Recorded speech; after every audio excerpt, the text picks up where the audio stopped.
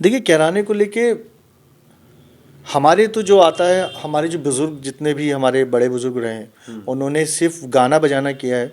अब गाने बजाने के अंदर कोई भी न लड़ाई होता है, न झगड़ा होता है, न हिंदू होता है, न मुसलमान होता है। सब लोग एक एक स्टेज पर, एक प्लेटफॉर्म पर 5 लोग बैठते हैं, 5 4 लोग भी बैठते हैं तो 4 अलग-अलग जात के लोग बैठते हैं और एक काम करते हैं। तो सबसे बड़ी खूबसूरती बात ये है कि कैराने का जो गाना बजाना है, म्यूज़िक है, वो आज देश-विदेश में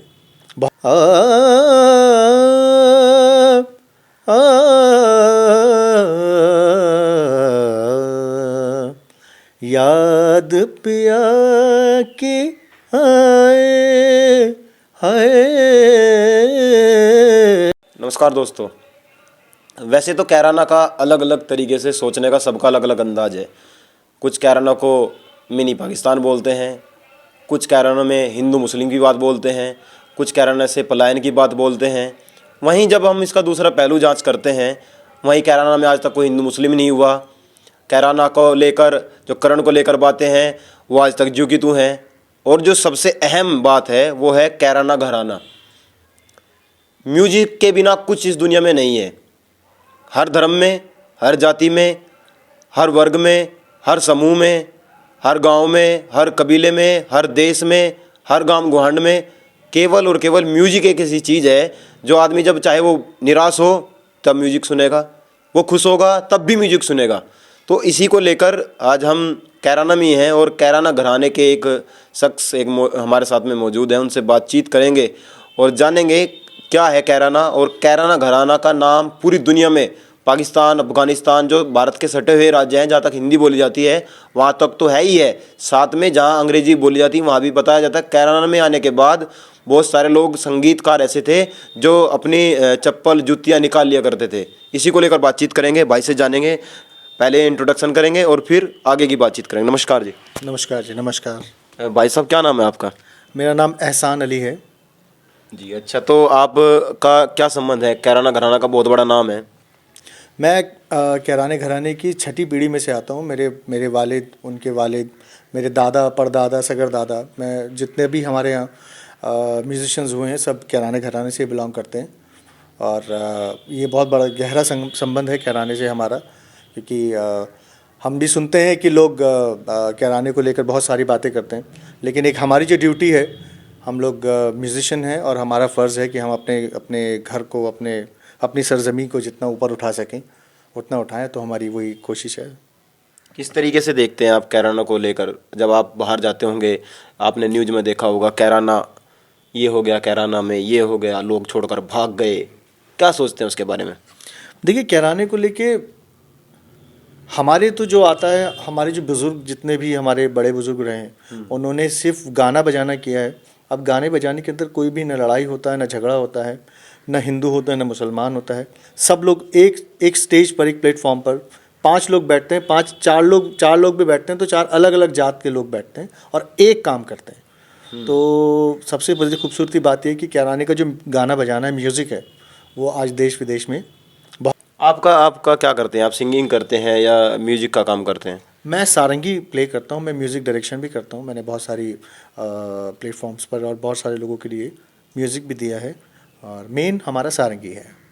अच्छा, तो म्यूजिक किस तरह का होता है? जब क्योंकि हम गाना गा रहे हैं तो मज़ा नहीं आएगा, लेकिन जब उसमें म्यूजिक डाल दिया जाएगा जी। तो अलग अलग, क्योंकि हर चीज़ के नाम है, डांस का भी नाम है, म्यूजिक का भी नाम होगा।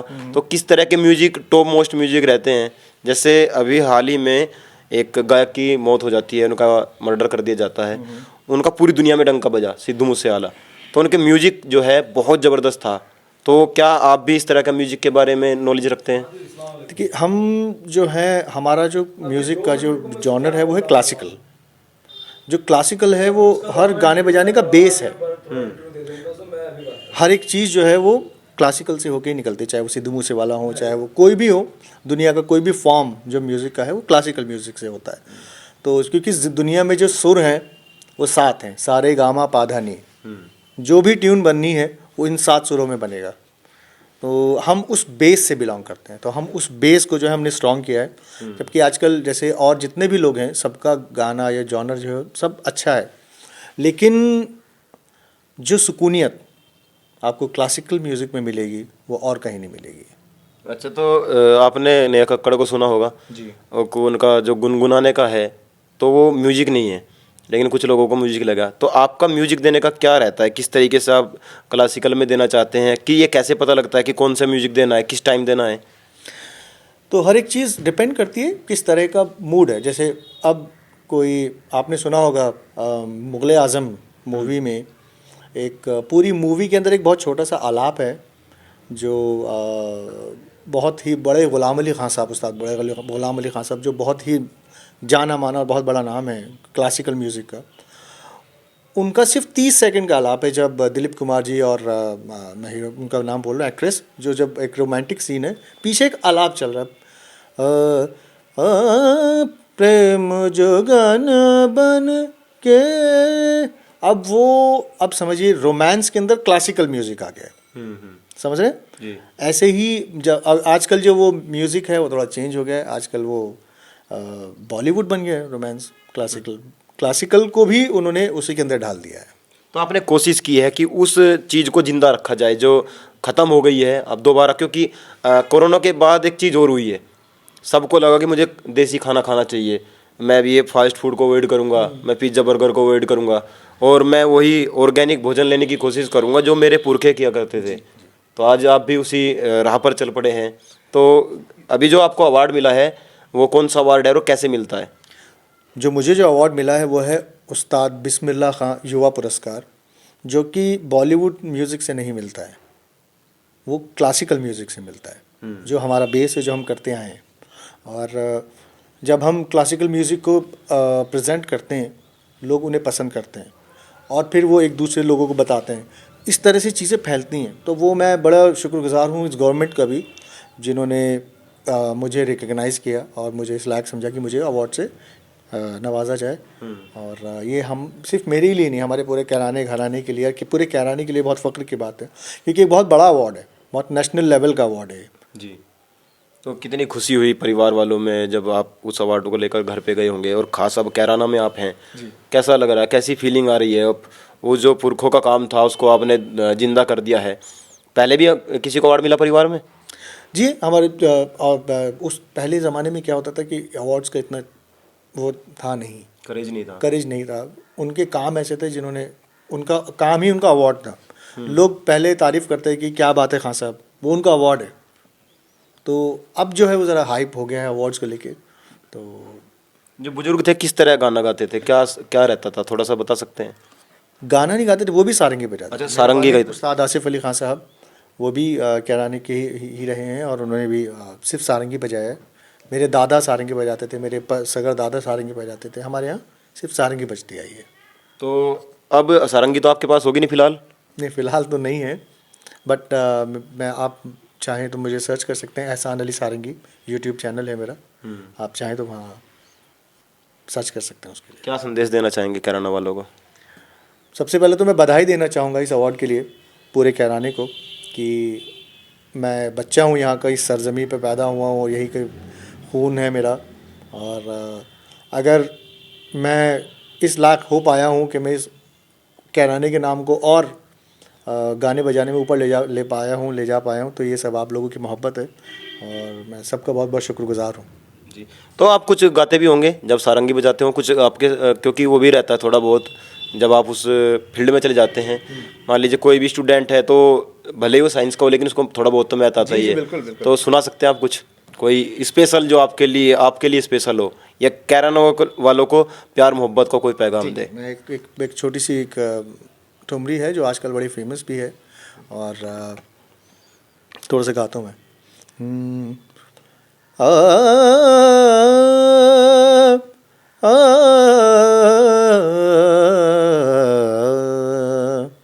याद पिया की आए हाय,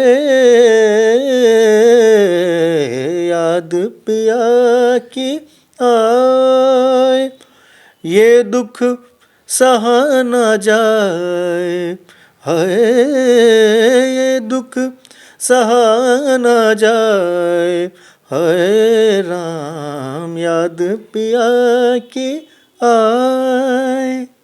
अच्छा, एक मेरा ये अंतिम क्वेश्चन है आपसे। एक राहत फ़तेह अली खान साहब हैं, उनका एक 1 बिलियन में एक सॉन्ग गया है, ज़रूरी था। तो कुछ थोड़ा उसको आप गुनगुना के या थोड़ा गा के सुना सकते हैं? कौन सा गाना था? ज़रूरी था। नहीं, मैं क्योंकि वही मैंने आपको बताया ना कि अलग अलग जॉनर है गाने के। हम क्लासिकल हैं, वो सूफियाना है, वो बॉलीवुड भी गाते हैं, सब गाते हैं। तो मैं अच्छा, उनको आपका बॉलीवुड से कोई खास संबंध नहीं है? नहीं, मैं जैसे मैंने सारंगी, बहुत सारे ऐसे सॉन्ग्स हैं, मूवीज़ हैं जो अब तो मुझे ध्यान में नहीं, हम बजाते हैं, बहुत बार बजाया है मैंने, लेकिन ऐसा नहीं कि हम शोज़ करते हैं बॉलीवुड का।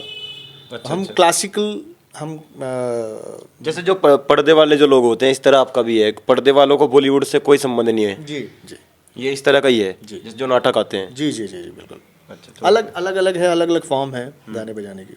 तो अब कैराना में आकर कैसा लग रहा है? काफ़ी समय के बाद आए होंगे आप? बहुत, हाँ, मैं काफ़ी टाइम के बाद आया और अपने दोस्त सुफियान से मिला और उनको जब ये न्यूज़ बताई वो खुद इतने खुश हुए और सारा जो अरेंजमेंट हुआ ये सब, तो थैंक्स आप भी फेमस हैं, सुफियान भाई भी फेमस हैं। दोस्त हैं हम बचपन के। अच्छा। जी जी।